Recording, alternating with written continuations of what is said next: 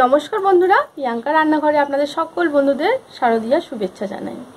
আপনাদের কাছে আমি ফিরে এসেছি এই নতুন রেসিপি নিয়ে। মহাষষ্ঠীর উপলক্ষে আপনারা নিরামিষ দিনে, উপোসের দিনে, একাদশীর দিনে যে কোনো সময় রেসিপিটা খেতে পারবেন বানিয়ে। সাবুর পোলাও নানা রকম সবজি দিয়ে খুবই স্বাস্থ্যকর এই রেসিপিটি। বাচ্চারাও খেতে ভালোবাসবে, বাচ্চারাও খাবে, বড়রাও খাবে, সকলেই খাবে। তাই ভিডিওটা আমার সঙ্গে প্রথম থেকে শেষ পর্যন্ত দেখুন। ভিডিওটা ভালো লাগলে বাড়িতে বানাবেন, লাইক করবেন, শেয়ার করবেন সকলের সাথে। এই রেসিপিটা ভীষণই ভালো, মানে খেতেও খুব ভালো লাগে। তাই আপনাদের অনুরোধ প্রথম থেকে শেষ পর্যন্ত ভিডিওটা দেখবেন। চলুন তাহলে চটপট এই রেসিপিটি কীভাবে আমি বানাই সেটা দেখে নেব। তার আগে উপকরণগুলো আপনাদের কাছে দেখিয়ে নেব।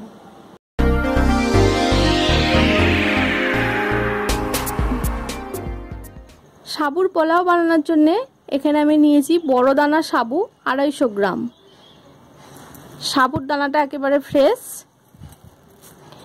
এবার এই সাবুর দানাটাকে জল দিয়ে খুব ভালো করে ধুয়ে নেব। কমপক্ষে 4 থেকে 5 বার ধুয়ে নেব। দিয়ে দেব জল।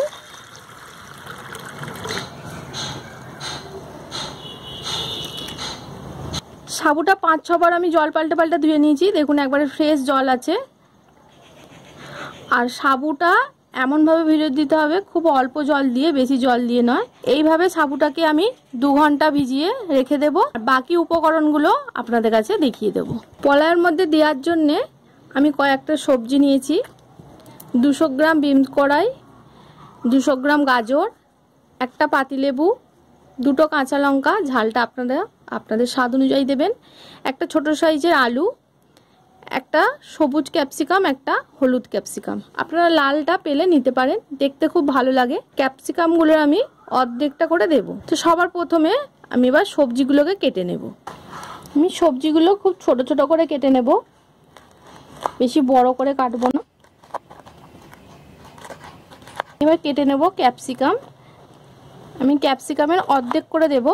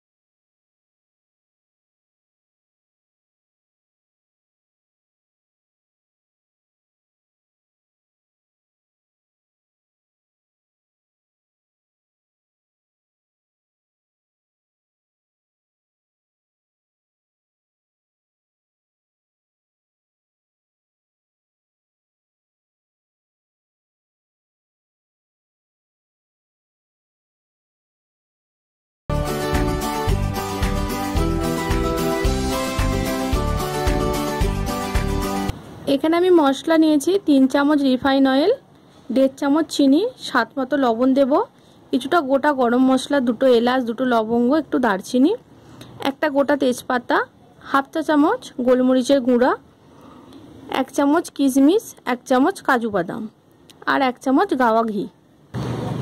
এখানে আমি সাবুটা 2 ঘন্টা ভিজিয়ে রেখেছিলাম। দেখুন সাবুটা খুব সুন্দরভাবে ভিজে গেছে। এবার আমি এই ছাঁকুনিটার সাহায্যে সাবুটাকে ঢেলে দেব, জলটা ঝরিয়ে নেব।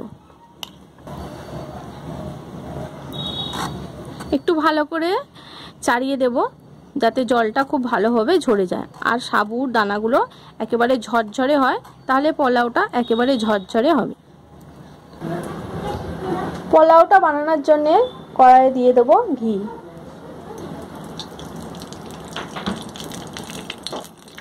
দিয়ে দেব 2 চামচ সাদা তেল। তেলটাকে একটু ভালো করে গরম করে নেব। তেল ও ঘি গরম হয়ে গেছে, দিয়ে দেব তেজপাতা, গোটা গরম মশলা। ফোড়নটাকে ভালো করে একটু ভেজে নেব। ফোড়নটা একটু ভালো করে ভেজে নেওয়া হয়ে গেছে, দিয়ে দেবো কেটে রাখা গাজর।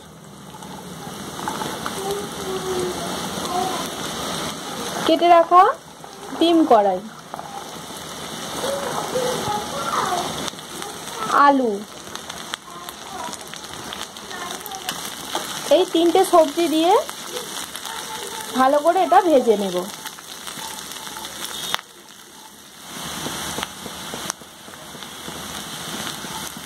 গাজর, আলু আর ডিম কড়াইটা একটু ভেজে নেওয়া হয়ে গেছে, এবার দিয়ে দেবো ক্যাপসিকাম।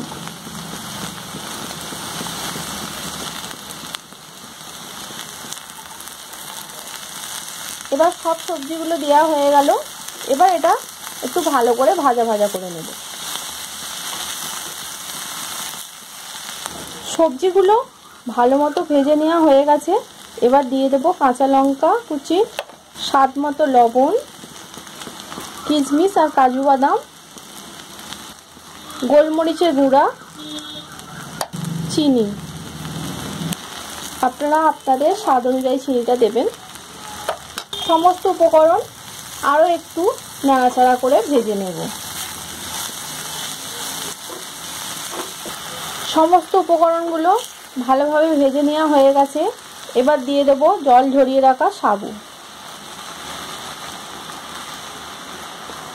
দেখুন সাবুগুলো একেবারে একটা একটা হয়েছে, এইভাবে আপনারা সাবুটা ধুয়ে ভেজাবেন, তাহলে কিন্তু পোলাওটা খুব ভালো ঝরঝরে হবে। এবার সবজিগুলোর সাথে ভালো করে এটা মিশিয়ে নেব।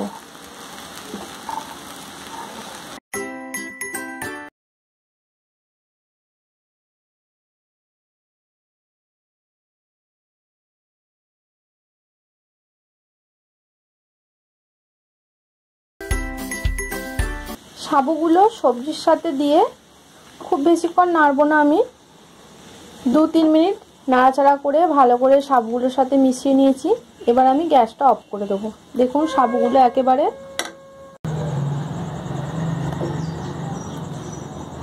দেখুন, আপনারা দেখলেই বুঝতে পারবেন যে সাবুগুলো একেবারে ঝরঝরে সুন্দরভাবে তৈরি হয়েছে।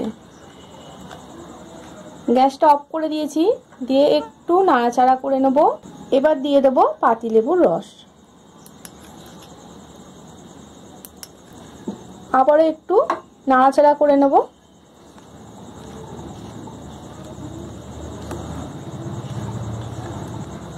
দেখুন বন্ধুরা, খুব তাড়াতাড়ি খুব সহজ উপায়ে একেবারে ঝরঝরে সাবুর পোলাও তৈরি হয়ে গেল।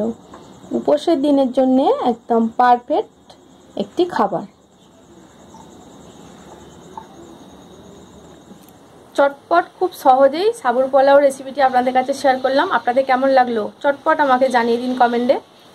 লাইক করবেন, সকলের সাথে শেয়ার করবেন, নতুন বন্ধুরা চ্যানেলটিকে সাবস্ক্রাইব করে আমাকে সাপোর্ট করবেন। এইটুকুই আপনাদের কাছে অনুরোধ। আপনারা সুস্থ থাকবেন, ভালো থাকবেন, সাবধানে থাকবেন। নমস্কার।